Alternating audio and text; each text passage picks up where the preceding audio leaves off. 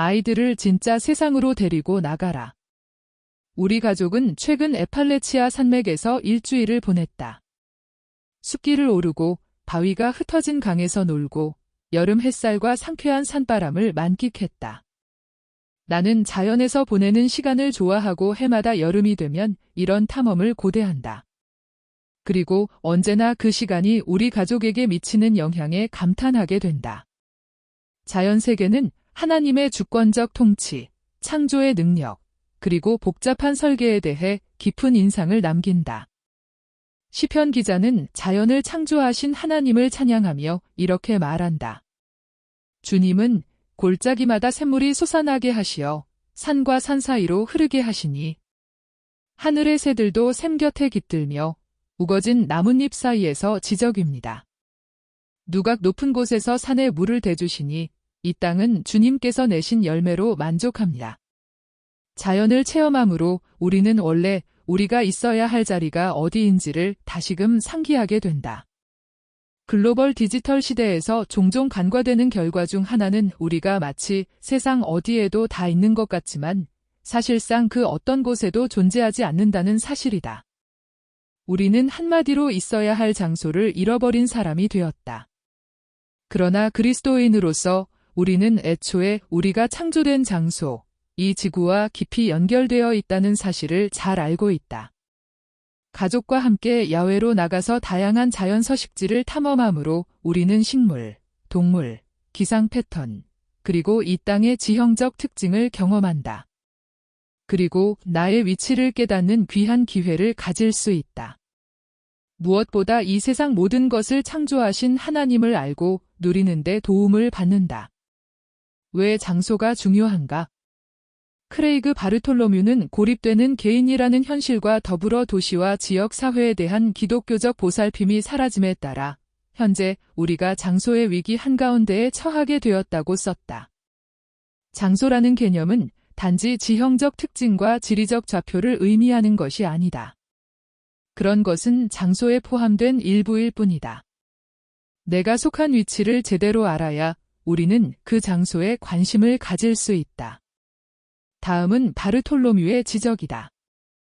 예수회 시인 제라드 멜리 홉킨스는 웨일스의 구름과 계곡 사이에서 하나님과 함께 살아있는 세상에 관해 썼다. 그는 또 다른 시에서 그리스도를 만 개의 장소에서 활동하는 분으로 묘사한다. 세상은 실제로 하나님의 위대함으로 가득하다. 하지만 우리가 그리스도를 발견하고 즐기라고 부르시는 곳은 바로 그 만 개의 장소 중 하나인 지금 내가 있는 바로 이곳이다.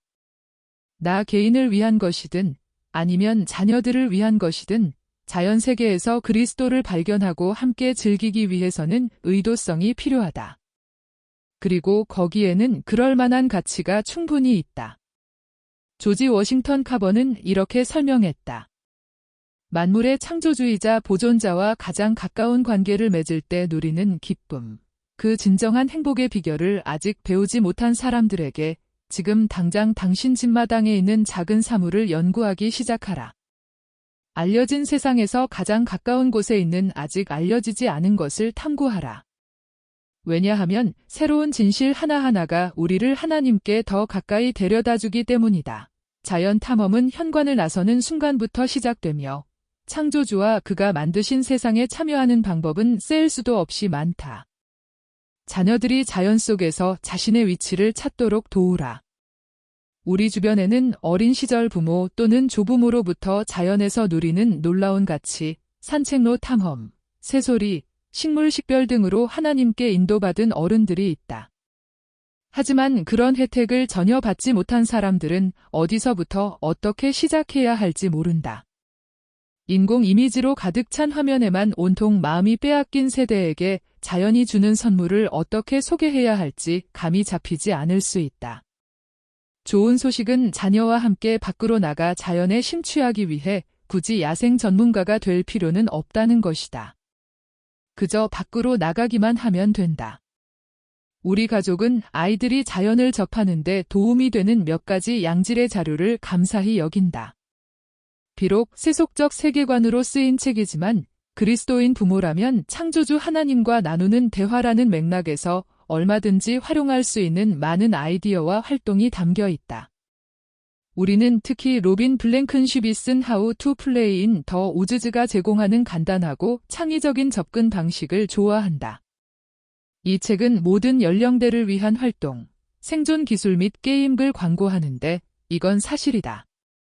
여러 연령대의 자녀를 둔 가족에게 특히 유용한 책이다. 최근 남편과 아들과 함께 산책할 때 식물 섬유로 끈과 밧줄을 만들기, 무작위로 바위를 깨서 날카로운 도구 얻기 등등에 관한 이 책의 지침을 활용했다.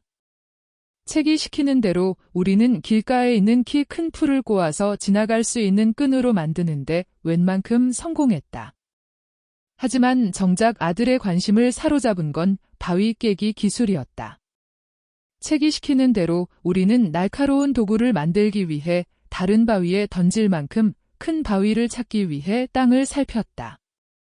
미주리 남서부의 농부들이 다들 가장 싫어하는 바위가 정작 우리에게는 가장 유용한 바위였다. 우리는 바로 그런 바위를 만났고 그 즉시 우리의 보물이 되었다. 흑색 돌은 원주민이 화살촉과 다른 날카로운 도구를 만드는 데 사용했던 것과 같은 종류의 바위이다. 끊임없이 쪼개지는 특징을 가진 이 바위는 막대기에서 껍질을 긁어내거나 동물 가죽을 닦을 만큼 날카로운 모서리가 만들어지는데 이는 질서와 설계의 하나님께서 하신 창조의 증거이다. 바위를 찾아 뒤집고 쪼개고 또 조사할 때마다 우리는 이 장소와 내가 맺고 있는 관계를 새삼 확인한다. 미주리 남서부의 언덕, 그리고 바위라는 진정한 보물 창고 말이다. 창조주가 주신 장소. 어떤 책을 참고하든 일단 아이들과 함께 밖으로 나가는 게 중요하다. 그 순간 우리는 자연세계와 연결이라는 선물과 더불어 우리를 의도적으로 그곳에 두신 창조주를 알 수 있는 기회를 가진다. 시편 19편에서 설명하듯이 하늘은 하나님의 영광을 선포하고 창공은 그의 손으로 만든 일을 선포한다. 자연은 많은 그리스도인에게 제대로 활용되지 않은 축복이다. 동시에 점점 더 고립되고 설 자리를 잃어가는 디지털 세상에서 우리 자녀가 가장 절실히 필요로 하는 대상이다. 아이들을 데리고 밖으로 나가라.